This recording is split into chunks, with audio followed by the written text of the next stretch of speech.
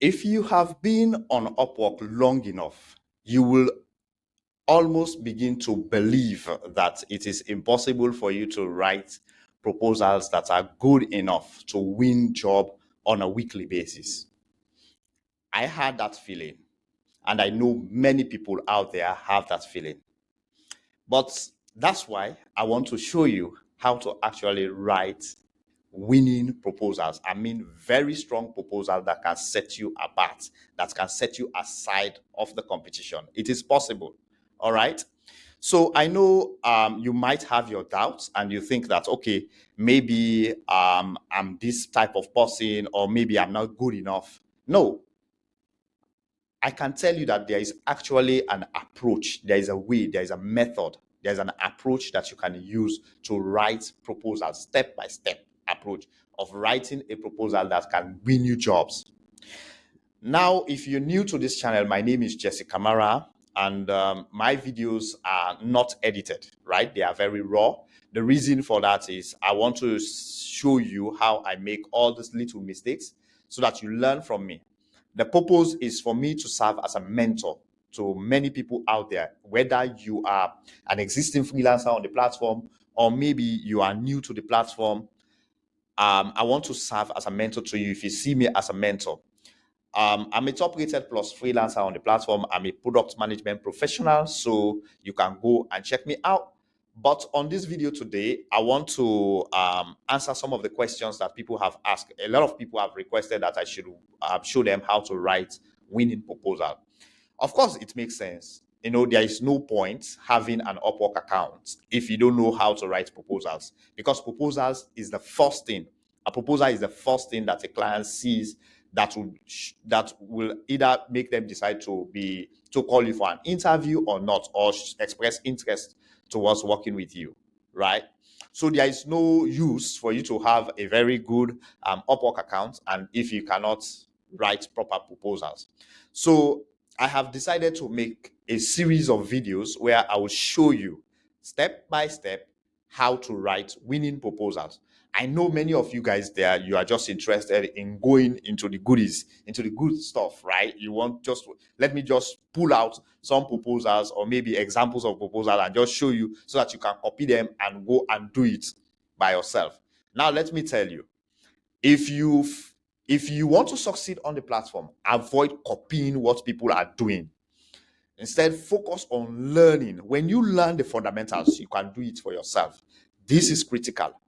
That's the problem of most people, because if you copy what I'm doing, another person copy, remember that there will be hundreds, thousands, and even millions of people watching this video. And out of those number of people, if 200 copy what I'm doing, what do you think will happen? They will send the same similar application, the same similar thing that I'm doing. That's the same thing. So you would have like 2, 3, 4 people or even 10 people applying for the same job, doing the same thing. Then that will not set you apart. You will just be somebody who has copied a method and you are using that method to apply. Do you understand? So this is why I'm saying be patient and learn. Learn and then develop your own method, your own approach, so that you can stand out. When everybody is going in the direction, you go in a direction that is different, but then the client will be able to notice you and send you some really good feedback that will tell you that you are doing great. And that's what I want to show you today. So let's go to the computer as usual. I'm going to show you some example of comments that clients have made, and then I'm going to show you the different sections of a proposal so that we can get started. If you like this content, please hit that subscribe button, hit the notification bell, because I'll be dropping videos for proposal development every day so that you'll be able to develop your knowledge gradually. And then at the end of this, you'll be able to be confident to write proposals that can stand out, and then you start getting those interviews on a weekly basis. Now, before we go into the computer, there is something I want you to understand that is really important. Proposal is just the first step. After getting a very good profile, I will link I will link a video below that shows you how to develop a proper and professional profile that can help you stand out. All right, I've already done that. If you've seen that video, good and well. Learn the basic things that I talked about on that video. If you have not, click the link below and go and watch that video after finishing this one. The second thing that you need to learn on getting jobs is how to attend interviews, right? How to perform on interviews, how to prepare for an interview, and how do you appear on the interview? How do you speak as an expert? Don't speak like somebody who is going there as a novice. You speak like an expert, somebody who is a professional. That's the second thing. The third thing is to maintain a client. When you get the job, when the client say, okay, I like what you've done. I'm amazed. I'm pleased what you've done. But how do you maintain the client? These are the three things. If you just know how to write proposal, you can win a lot of proposal invite. You get to the interview, you will not be able to do well. So I'll be creating this series. That's why it is important for you to subscribe to this channel and share this information, because I want as many people as possible to watch this content. So let's go now to the screen, right? All right, let's see what we have here. What do we have here, guys? What do we have here? Okay. All right. So now let's see. This is a client. Here what the client said here. All right. It said, hey, Jesse, nice history of work so far. Now, I am not making up this. This is actually a chat that the client sent to me. Right. I did not write this. Nice work so far. Now, one thing you have to know, clients don't admire you for nothing. They don't just praise you. It's because they have compared your work or your proposal to what others have submitted. So they are impressed by what you did compared to what others have submitted. If there was somebody who submitted something that is better than what I did, they would not have said nice history so far. What would compel them? They are not there to convince me. They are there to look for a professional who can. But they felt good because I stood out of the group. That's why you see them saying. You have to also understand the interpretation of what it means when somebody says to you something, right? So this client is impressed. He said, thanks for submitting your application. Do they need to thank me? No. But they are saying it because they have read my proposal and they felt impressed. I'm interested to chat with you further, right? This tells you a strong interest. The client has strong interest in me. In my mind, for me, a job like this, I'm already 60% into that job. So when I'm going to the interview, I'll go there with an optimistic mindset. I'm going there to kill it, right? So that's what you do. So this is what this client says. So this tells you again that I am not a kid in the block when coming to writing proposals. So yeah, and I want to show you another one. I'm not a kid in the block when it comes to writing proposal, and I will tell you for that because that's the skill that I actually have mastered. All right, I have mastered that skill not because I'm not trying to boast, but I'm trying to be honest with you. I learned this skill. I spent time. I was patient to learn the fundamentals to become this professional, so I'll be able to write proposals that work, that stands out, not proposals that's within the mix. Everyone else is doing the same thing. And that's what I want to show you today. If you are patient to watch this video, if you are not patient, go and look for quick wins. And then you start doing the same thing that everyone else is doing. Then that will not give you the kind of result that you want. All right. So look at what he said. Hi, thank you very much for applying for this job and providing some great. Do you see what he says? Great answers to our screening questions. That's the second part. So proposal is not just about writing the proposal, but being able to answer the questions, the follow-up questions that they give you. How do you approach those questions? I'm not going to answer those questions for you, but I'm going to show you how you approach such questions so that you know how to progress. Because sometimes your proposal is really good, but the answers you provide to those questions are crappy. And listen, clients are not stupid. They are clever. So they know when something is being made up. They know when something is chat GPT, right? If you go to chat GPT to do everything, they know, they figure it out. And if they do, you will not be successful. And that's what I want you. I don't want you to fall into that trap. You start sending all these proposals. And now proposals cost money. Because I think Upwork is charging you about 16 connects per proposal, which you know what connect means if you are on the platform. If you don't know what connect means, it's something that Upwork is these are points that Upwork sells to you for you to send proposals. So they charge you 16 connects per proposal, which is quite expensive. And if you want to send multiple proposals per day, it means you have to spend some money on the platform. So you see what I'm saying. So guys, just be patient with me. Let me take you along. Let me walk you along. So now we are here, and I want to tell you there are certain sections in the proposals that you need to consider. The first one is the introduction. The second one is the body. All right. I will not call it the body. I will say your experience. Your experience, right? And the fourth one is the body, if you have to. The conclusion. All right. All right. So let's see. What happens here. Now, the introduction is very critical, the way you introduce yourself. And this is where many people fail. In fact, some clients don't even read past your introduction. They just stop there and just walk away. Because now, let me put this in perspective so that you understand. Now, what happens is a client has maybe multiple jobs that they have posted on the platform. And each of these jobs has like over 50 applicants, right? They don't have time to read all of the 50. They are just looking for one or two or a few applicants that are really good, that know what they are doing. And then they will move on. That is why it is important to boost your proposal if there has been too many applicants on that job. So boost your proposal so that you can get to the top. The second thing is the client does not have time. They don't have time to read all the long history that you've written. They are interested in reading really good proposals. So if your introduction is crappy, then they will just leave it and just move on. Because if your introduction is the same like last person, they will just forget about you and move on because they've read one or two of the proposals and they've seen that they are crappy. Now you are also going in the same direction, so they'll just forget about you. Do you see what I'm talking about?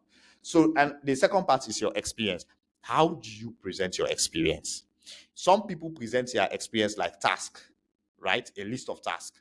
And others that are really smart, they present their experience like outcomes. You have to understand, how do you present your experience like an outcome so that the clients know what they will benefit from you by hiring you or trying to talk to you, because you are going to perform something, but then that something will give you a result. So they are outcome focused, and that is the way to go. Your proposal has to be outcome focused, right? Your body, what is in there? What is so particular about you? What is different about you? What differentiates you from the crowd? Don't write too much. These are just short things that you put there, but you write like an expert. This is where you showcase your expertise, that you are different. You are somebody that is reliable, that has huge experience, and then the client can benefit from that experience. And the conclusion, always let the client know. This is like a call to action. In fact, I would change it as a call to action, not your normal conclusion. Call to action. All right, it is a call to action. All right, so let's begin. What do you consider in each of these? I may not be able to go all over everything, but I just want to walk you through. And this is the foundation. Don't get me wrong. I'm going to show you different versions of introductions so that you know how to do it. That's why I'm saying subscribe to the channel so that you'll be able to see that. I'm going to show you.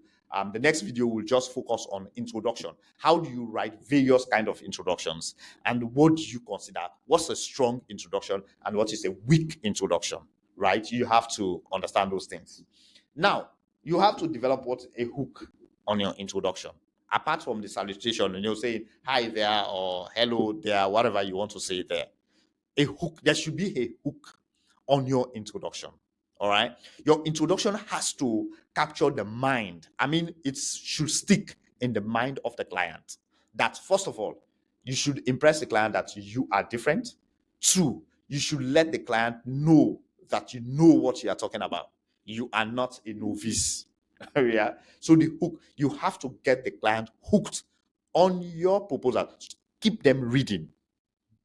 Get them interested to read the rest of your proposal, right? The hook, just like any other thing, your first speech, the first thing that you say is your first sentence is so critical in your proposal. Otherwise, it can kill or make I will not say kill. It can either get you to the interview or get you out of the interview, your hook.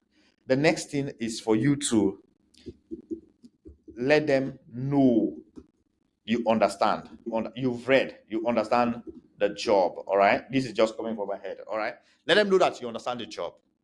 Now, I would probably say, probably you can either add this here. Maybe I will move this here. Yeah. Because I don't have an example in front of me. You can move this here. But what I meant to say here is brief your experience, like briefly indicates your level of experience. Okay? Your level of experience and your value. All right? Briefly, these are the three things that you need to make sure they are part of your introduction. All my introductions always have these three things. Number one, there is a hook, something that gets the client thinking. That's I will kind of capture their attention. Number two, I will want to indicate the level of experience.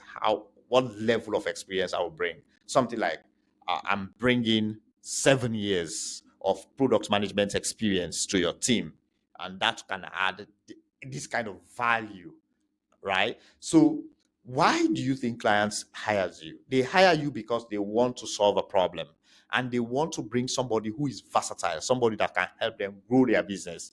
They don't want to hire somebody who is a dull person who does not know what they are doing. You are not. Don't bloat your proposal. I'm not saying you should bloat. You should say things that are not real, right? I'm saying write things. Know how to write. So those are the three things. The next thing is your experience. So let the client know that you've read their proposal, and this is really important. Most people just their job post. Most people just jump into talking about their experience without letting the client know that I've read your job post. And it is important to clients to know, because they want to know that you've actually read the job post. That's why some clients will tell you they will put a word on the job post that begin with this word. They actually do it because they want to make sure you've read that job description. Understand the job description. Don't rush to just apply. This is important. The second thing that something that just came to my mind, don't learn to copy and paste proposals. That's the mistake that many people do. They just copy and paste they don't edit. It is okay for you to have standard proposals for different job types or specializations. That's fine. But what you don't want to do is to just copy and paste all the time. When you copy and paste, edit according to that particular job description. And that's why it's important for you to read the job post very well. And clients know that many freelancers don't read the job post. Even if they do, they don't pay attention to the details what the client is saying. They just want to write quick proposals and then just submit them, dump them on the client so the client can just figure the thing out. Clients don't want to do that. They hate figuring out the thing. They want to know that you've spent some time actually looking through their job post and you understand what you're writing and you've spent some time writing your proposal. So that's another thing. And I'm explaining these things. I know you are not taking it serious. I know you are not taking this serious, but this is really, really serious. This is important for you to create the impression to the client that you've read the job post and you understood it and you have spent time writing this proposal because you want to win this job. Okay. So now let the client know that you understand the job and let them know that your skills align with the job with the job description. Exactly. Thank you, Google, for that suggestion, making it easy for me. All right. So let the client know that you've read the proposal and that your skills are aligned with that. It's very important. Now, the trap that is in this particular experience you are in, many people spend a lot of time explaining, writing too long. No, you don't need to write too long. You just need to write very short sentences, but that are very insightful. They are very attractive. And sometimes I'm even going to show you a way of explaining your experience without you writing too much. You just need to have some key bullet points that you put there, and that is it. Once you do that, you are there, you are very close to it, because once the client opens your proposal, man, you are like, he will just, wow, this is good. I would like to talk to this guy. I would like to talk to this lady. This is really good. All right. The next thing is your body. Now, normally, what I will do for the body, I don't want to write too much because I've already written about my experience and I've spoken as an expert. The body, I will just tell you that this is what my ethics. I would like to focus on my ethics, right? Like just my work ethics. I focus on work. All right, my work ethics. All right. So I will just focus on my work ethics. Like what would I bring? I will be responsive. I'll be very open. I'm a collaborative person. So I have the. If you go and check my profile right now, you see that some of those things are there. So yeah, I'll let the client know that I'm not like a riffraff I'm freelancer. I am not like any other freelancer. I'm different. So I try to differentiate myself among, right? Like the differentiating factor about you. That's what you put in the body. It's not about explaining all your history. No, there is an interview. You have to know that. And if the client is asking for something specific during for you to add on the proposal, add it here. For instance, maybe your level of education. And if the client asks you for your level of education, you can put it on the introduction. You can put your level of education in the introduction. So it depends on what the sorry guys, it's level of education, right? Some clients ask you for level of education. Make sure you mention that on your introduction so that the client don't have to waste time. Because if the client doesn't see that, they might think that they are wasting that time. You are not even. They will have to go and watch your profile first to see whether you even meet that requirement. All right, so it's possible for you to just mention that. But here, I will just focus on work ethics and probably organizations that have clients that I've worked with. Right, these are the things that I mentioned, like clients that I've worked with. I'm not going to give I'm not going to mention feedback. I will mention that I've worked with this type of clients, and you can see the feedback on my profile, something like that. If you don't have clients that you've worked with, you can talk about projects that you've worked on, right? You can mention specific project that you've worked on. So these are like the key things, basically to wrap the client around your finger so that you have them to be interested to call you. The call to action. Always let the client know that you are open to jumping on a call at any time, right? Let the client know that you are available to work and you would love to understand their project better and their team, and then you are open to jumping on a call at any time you are called upon. You understand? Let them know that you are available. And then you put your name, you just say best and put your name at the end. All right, guys, there you have it. I know it's very raw, and I put it raw because I want to get you thinking. I don't want you to start thinking that, okay, Jesse is going to show me everything that I have to know. Okay, let me stop the sharing first. Okay, so I don't want you to think that Jesse is going to show me everything I need to know, but I want to challenge your thinking. I am mentioning some of these things as quickly as possible, but because I want to challenge the way you think, and I want you to go and think about these items that I've just discussed and all of the key things that I've mentioned on this video. Put them together, digest them, and then let's meet tomorrow again on another video where we actually take an example of an introduction and dissect it so that you will see the different components. If you love this content, please comment on this video part 2. Just say part 2, and then I know that you love this. And also, I want you to subscribe if you have not yet done so. If you are new to this channel, please share. I want you to share this content. I want you to meet a lot of people. I want to get a lot of people on UpWork to be successful. So if you want others to be successful and you want to succeed, share the content, hit the notification bell, and let's keep going. I will see you in the next one. Thank you.